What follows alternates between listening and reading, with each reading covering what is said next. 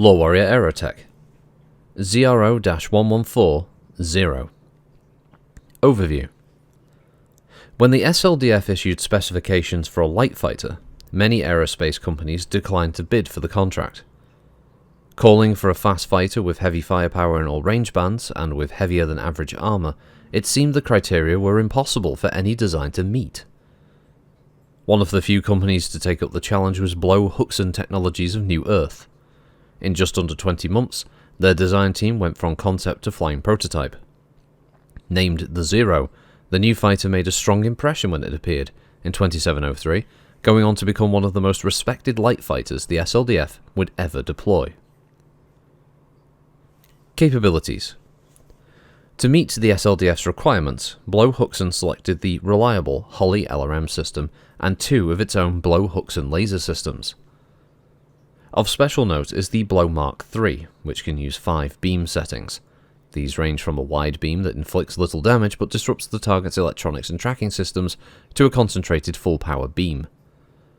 The Blow-Huxon engineers mounted the wings directly in front of the cockpit to provide protection from ground fire for the pilot during ground assault. The engine cooling system is also in front of the cockpit, further protecting the pilot. The wings can fold toward the rear of the craft, and in atmosphere this gives the Zero a phenomenal dive rate. Alternately, they can be extended, allowing the fighter to bounce off the atmosphere during re-entry. Both are favoured tactics of Zero pilots in a dogfight. The only significant flaw then in this otherwise excellent design is the fuel system. Dispersed throughout the craft, battle damage can cut a fuel line and deprive the Zero of a portion of its supply. Deployment.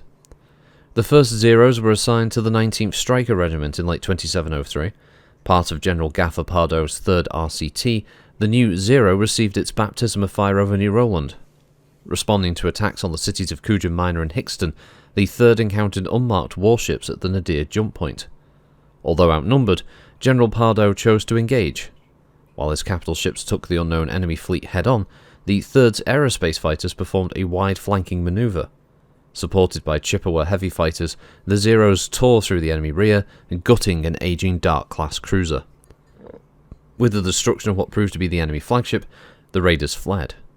General Pardo then redeployed his Zeros to support the neutralization of the now stranded ground forces, and over 2 days of fighting, the Zero performed round-the-clock close air support and ground attack missions.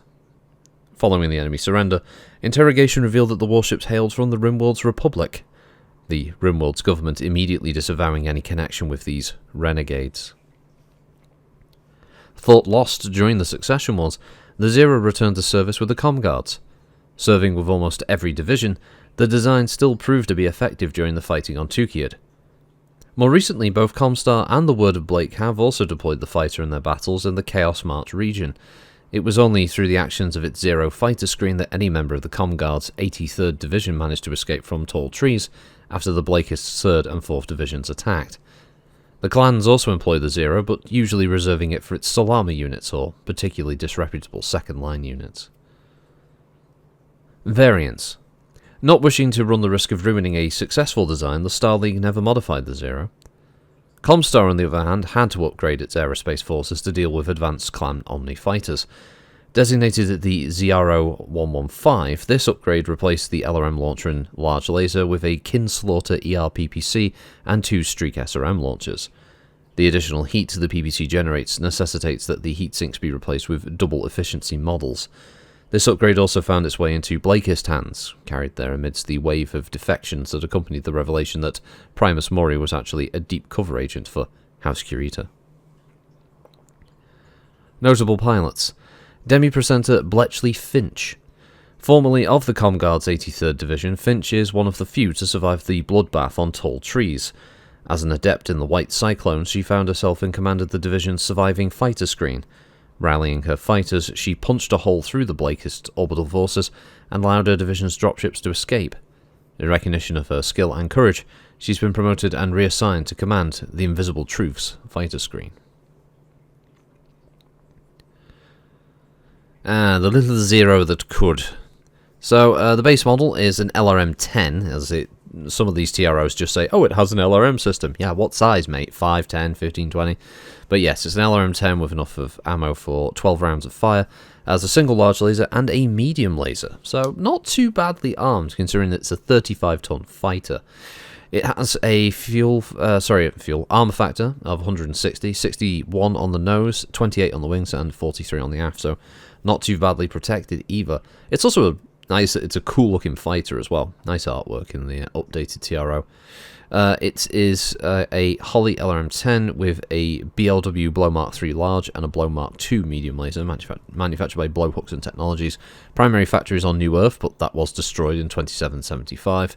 Its communications is an Orbit-Com Model 11 with a targeting and tracking system, the PS1/12.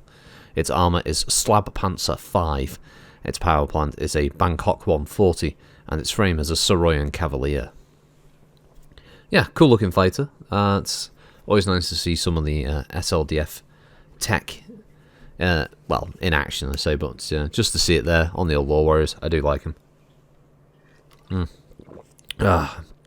I did have to go through this one about 6 times because I just kept fucking up. There was also a bit earlier on when we get to the line of fought lost during the Succession Wars. The Zero returned to service of the...